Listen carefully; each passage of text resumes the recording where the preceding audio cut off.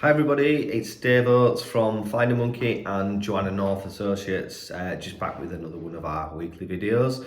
If you've been watching the last few weeks, we've been introducing members of our team, but also departments within the two businesses, just to explain how things work. And we've talked about tracing people with John Arco a couple of weeks ago through DNA testing, which is something we're using a lot these days, but actually a lot of what we do is still what we consider the much more traditional methods of trying to find people. So I just wanted to talk today a little bit about that. I haven't got anybody with me because basically that is the main sort of area that I'm concerned with. So tracing people using the sort of traditional methods is kind of my area of expertise. So when we're looking for somebody, people are always interested to know how we do it and how we go about it, and I guess more importantly how people who come to us for help can be reassured that when we find somebody, we found the right person. The first thing to say is whenever we're looking for somebody and we tell our clients we've found the right person, we will be certain that we have. If there's ever any doubts, and sometimes with very little information, it might be hard for us to be 100% certain, we will always be honest with our clients and say that. But in terms of how we find people, essentially what we will do is take the information that our clients have about the person that they're looking for. It's always helpful to have a name, but not everybody always has a name or a full name or an exact name. Some people, have a spelling of a name that they've assumed rather than it being definitely correct. So we take the information that they know, and we also speak with them to determine how accurate they think that information is, so how reliable it is. There are three basic things to find somebody in a normal sort of more traditional search. So the name is obviously, like I said, incredibly helpful. Their age, whether you've got a date of birth, is excellent, but if not, an approximate age. And then the last thing, the third thing, is location. That's not necessarily a location where somebody was born, but certainly where we can connect them to. So if we know somebody lived at a certain place at a certain time, it's a really good benchmark for us to work from to try and find somebody. Any other information that people have is always helpful. So things like if you know that a person worked at a certain place or had a specific occupation, that can often be helpful. Or if you know people who are associated with them, whether it should be a friend that you know they had, who sometimes a friend might have a more unusual name, and that person could be easier to identify and trace and contact for help. But also relatives of person are really helpful to know. So if you know somebody's parents' names or siblings' names, then that's really helpful, because what we then do when we take that information is we will go and look at civil registration records.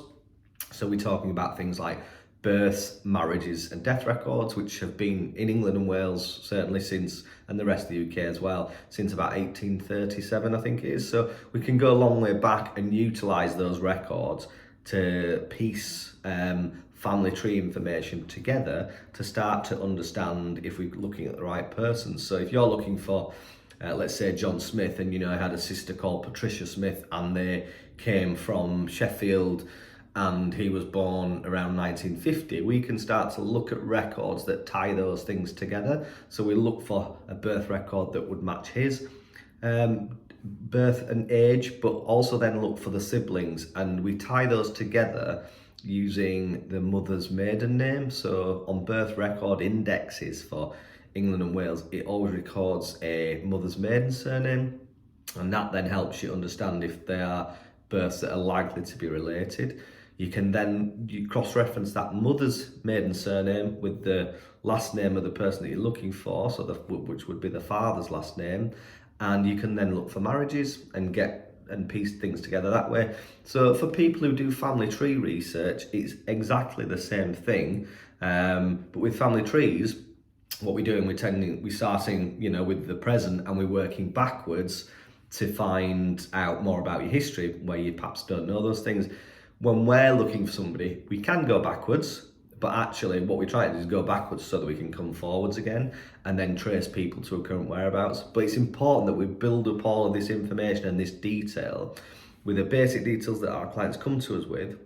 We take that away and we try and add to it, and we put more sort of meat on the bones, if you like, of the case, and that enables us to hopefully be confident at the end of the process that we can find the right person.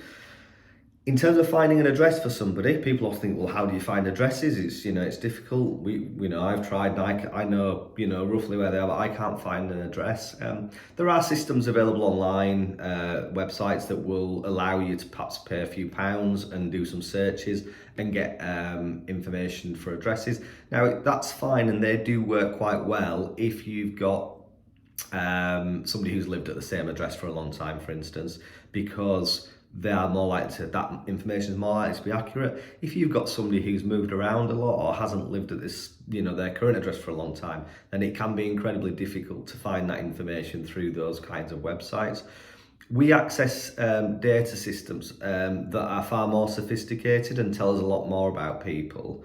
And we are licensed, obviously regulated to access that information, provided we use it in the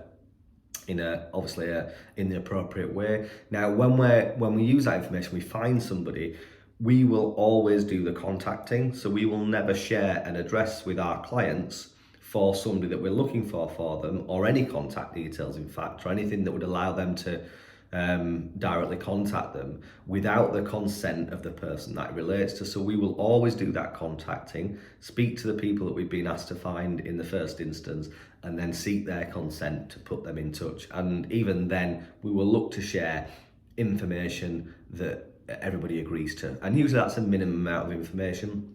So wouldn't usually include addresses. We usually look to arrange a telephone call or share email addresses, which is obviously a lot safer, and then people can share more information once they're back in touch and do it in a consented way as they choose. So hopefully that answers your questions. General research, we can do all kinds of things. Like I mentioned, we do the basic births, marriage and death records and things like that.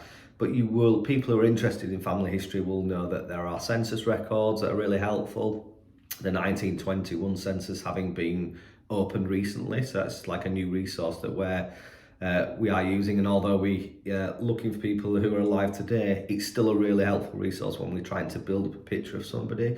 And a lot of people we're helping, the information does go back further than that, so it can be really helpful for us to use that. There's the 1939 census or survey, which was a survey of the civilian population taken at the outbreak of World War II.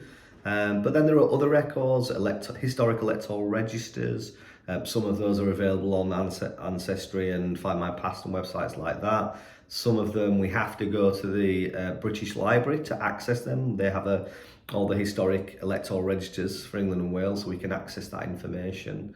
But there's lots of things, and then there's obviously people go overseas. We can use similar records for different countries. If we have an inkling that somebody's gone to a specific country, either because we found perhaps a shipping record or a travel record from going to that country, then we can start to concentrate a search there. And we've got lots of external agents who help us gather this information in the UK, in Scotland, in Northern Ireland, but also around the world. We trace people frequently in the United States, Canada, South Africa, New Zealand, Australia, and also into Europe. We find a lot of people now are retiring and having second homes or moving out to France, Cyprus, Spain, and Greece and places like that. So we are used to finding people pretty much all over the world, and we have a really good systems to help us. So hope this video has been useful. If anybody's interested in knowing how we go about finding somebody, and it reassures people, perhaps, if you're not sure and we found somebody for you and we've told you we found the right person, we will be very confident that we're right about that. And as I say, if there's ever any doubts, we would always discuss that with you. If anybody ever has any questions about that, we'd love to receive questions and answer them either in a video or just personally by responding to you. So thanks for watching this week, and we'll be back with another video next week about our team. I think we'll be talking about intermediary services next week, so and that could be the last one in this little series. But yeah, looking forward to that one. Thanks for watching. See you next week.